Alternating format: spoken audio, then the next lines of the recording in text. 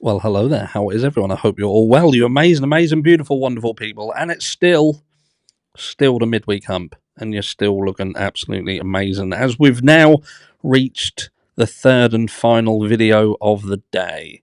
And for this video, we are going to be venturing back into Moscow, Idaho, because there's still things to talk about. There's still things that I find myself.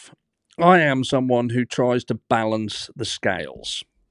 The way I look at it is Brian Koberger is a guy who's been accused. He's been accused of a crime that he could have committed, but I personally, and I will 100% stay behind this, I don't believe that he did it.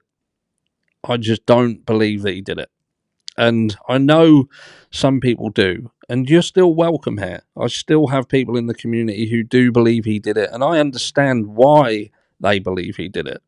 And that's kind of what we're going to talk about today. And just to kind of finalize this point. But before we go on to, I just want to look at this together. So this is the latest kind of news report at the moment. This is E-News, E-Online, and it's just talking about the stalking situation. That I know at the moment that is the kind of the hot topic, the hot potato.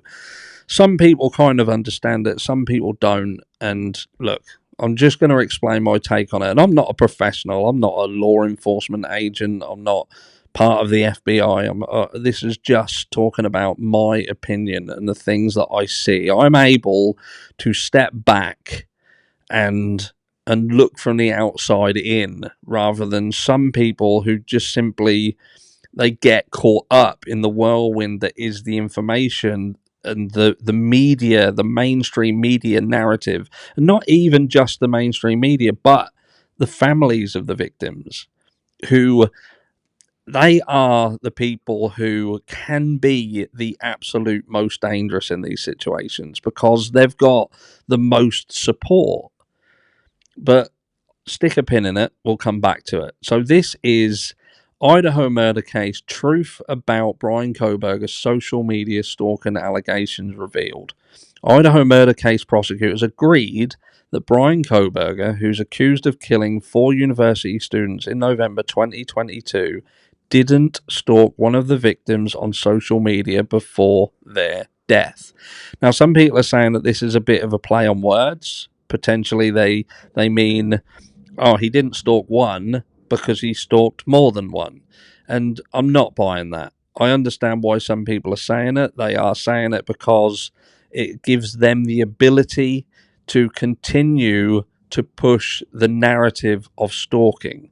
Because, as I've said before, in this crime, you can't really have this crime without there being a connection. There has to be a connection.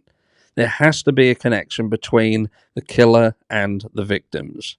In this crime, it must exist somewhere. It must do. And we've seen right from the start that there has been no connection. And Taylor, on the record, has stated there is no connection. And we have seen in earlier interviews that this trying to find a connection just didn't exist. It didn't exist. The thing that perpetuated this was the PCA and the specific verbiage that was used within it, and then a subsequent gag order to enable mainstream media and even the families to perpetuate, which would be the foundation for people's feelings towards a yet to be proven guilty individual. And again, we'll stick a pin in that. So let's just continue as I digress. The 29-year-old who has been accused of murdering 4 University of Idaho students back in November 2022 did not stalk one of the victims before their deaths. Both the prosecution and defense agreed during an April 10th court hearing, according to the Idaho Statesman. In fact, Latah County prosecutor Bill Thompson said the allegation of him stalking one of the college students, Kaylee Gonsalves, Madison Mogan, Xana Knodel, and Ethan Chapin, was simply false. And I've just got to say this. This entire case has become a situation where Brian Koberger has been front and center because he is the person who has been accused. But let's not beat around the bush here. and understand that there are victims in this who lost their lives. Xana, Kaylee, Ethan, Maddie. They lost their lives. And now we've got an individual who has been accused, who, if all goes the way the state wants it to go, he too will lose his life, meaning there will be 5 deaths in this tragedy. And what I will say is, just adding another death to that, to close the book on it, doesn't make it right unless that person is 100% beyond a reasonable doubt proven that he is the person who did it. And not only that, it could be argued that even if there's other people involved, then they should equally be held accountable. Now, some people have said if there was other people involved or Brian Kohberger played a different part, we would have other names and things like that. No, we wouldn't, because ultimately Brian Kohberger's stance, even if he's guilty, would be to play the I'm not involved card, because even being the driver, he would succumb to the same situation. Ultimately, he's involved. He'd be tarred with the same brush. So his stance at the moment, even as a guilty man, would be to wash his hands of it and say, I'm no part of it. I didn't do it. You know, the burden of proof is on the prosecution. But again, like I said at the beginning of this video, I personally don't believe he did it. Do I believe that there's things to explain? I certainly do. At the end of the day, we have DNA apparently at the scene on a knife sheath. The thing what I'm doing is questioning how that got there. And I believe that there is a potential, and I know it's a stretch, but sadly stretches exist because it's happened in the past. I believe that there's a possibility that law enforcement were given Brian Kohberger's name, the finger was pointed at him, and because even to this day it is impossible for us to formulate a way that joins him with the victims. Now, can you imagine, with the pressures that were on law enforcement, with the things floating around and the effect that they knew it could have on the community and their way of life, their money, the pressure to get a result. They needed to get a result. They needed to get a result quickly. They had people involved in this who were very powerful, very rich individuals with business situations in the background.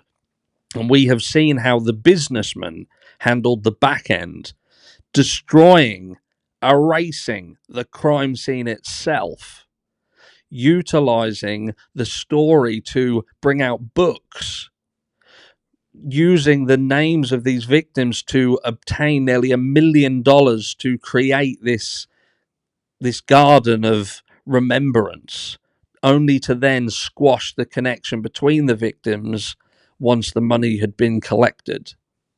So this was always in the background, business decisions being made.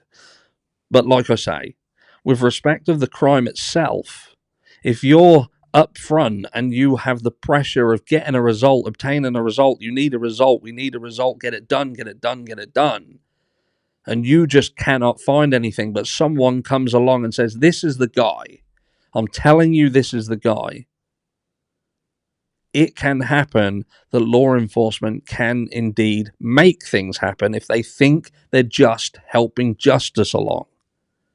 But ultimately, they are just human, and they can make mistakes. But I believe right from the start, right from the very, very start, the PCA and the way that was released and the verbiage used within it was used in collaboration with a gag order to weaponize the families, to weaponize mainstream media, because they knew once things came out, it's Inception, isn't it? If I tell you not to think about a white elephant, you're going to think about a white elephant, and it's going to be difficult for you to not. If I mention something, you're going to think about that.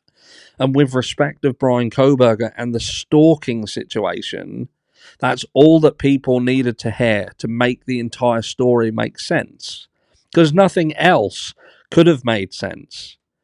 It was such a vague piece of information, but it was enough. It was damaging enough to do what they needed it to do. Bill Thompson got fucking furious during that last hearing. And he got furious because his hand was forced and he had to admit to it being false. And then he tried to twist it to make himself look like the hero, to say, look, you're putting it out there and it's damaging your client. That was a very, very clever tactic. But if you've been watching from the very beginning, it also sticks out like a sore thumb. But ultimately, the stalking situation can't go away. It can't go away because they still have to have a connection. Or do they? And there lies the crux of it all. They don't need to prove stalking at all. They don't need to prove it. They just need to have enough people who have heard it and the damage be done. There are still people now, even after they have come out and physically said he was not stalking them, and people like Jules doing videos stating that it was said early on by the Gonzalez family they couldn't find any connection. They were shocked and surprised when Brian Coburg was brought front and center and said, this is the guy who did it. Do you know what I mean? But the damage has been done. You've still now got people going out of their way to twist the narrative and to keep hold of that stalking situation. And they need to, because it's the only thing that makes sense. Unless there is solid evidence that puts Brian Koberger at the scene of the crime, his car at the scene of the crime, him with his car, dotting the I's and crossing the T's, so to speak, tangible evidence, then all they can rely upon is speculative information. You know, this it could be him. What are the chances of it being something else? And if there's enough bias in the community, enough bias out there, then that will do the damage. That will do it. That will do it. Circumstantial evidence closes a case when the bias is enough to make people make a decision based on it. But ultimately, this is why you've got so many people who are incarcerated falsely, wrongfully. That's why these situations exist where later on down the line, people are exonerated. Because that's what happened. There was evidence that was ignored, such as additional DNA being found at the scene. But what it would have truly taken to have gone through the proper process of processing 3 unidentified DNA profiles, following it by the book, how long do people genuinely think that would have taken? When information is not found through coders and they have to go external and start shipping it out, farming it out, and getting them to run what they run, they were on a clock here. They are on a clock. And I believe the 3 DNA profiles are ignored because they had another story. And they had another story that they could progress quickly, and they had perhaps enough to believe that was the guy. And when I say enough to believe that was a guy, all I believe that would have taken was somebody to point the finger and say he did it. Someone point the finger and say he did it. He's an outsider, no local support, no local help. He's got no money, so they knew he couldn't hire some fancy attorney to come riding in like a fucking knight in shining armor. No money, no local support, like a fucking lamb to the wolves. And that's how I feel about it. And I know not everybody feels the same way, and that's cool. That's cool, because my interpretation of why you feel the way you do is because you have been subjected to the machine that was how this was always designed to play out. We have this information that we can fire into a PCA, lock it down, and let everybody else do the work for us. Formulate enough bias in a place that is already going to be biased about an outsider, and this person doesn't have the ability or facility to get himself out of it. And this is a job done. And what is their mentality? Their mentality is likely going to be, that they're in the right, so they don't have to worry about it. What the reality is there is still potentially a killer out there, and there are other things in this case that point towards that fact. Well, I say fact. It's unfair to call it a fact, but it's certainly a fact that there could be a different story, and it's certainly a fact that if Brian Kohberger didn't do this, then there is still a murderer out on the loose.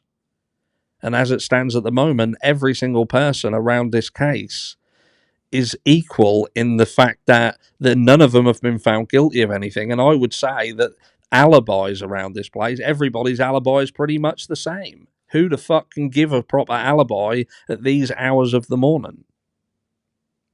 But there are red flags around this case. And tomorrow we are just going to remind ourselves exactly what those red flags are, because there are an abundance of them. But in my opinion, and I am all in with it, I do not, at this stage, believe Brian Kohberger was the person who did this crime. I do not believe it, but I appreciate and understand why many, many people do. And they do because it's working. The system that was set in place and the way that this was always pitched is doing its job. And if we do not see more, if we do not see tangible evidence, tangible proof, and look, it might come. I don't think it will.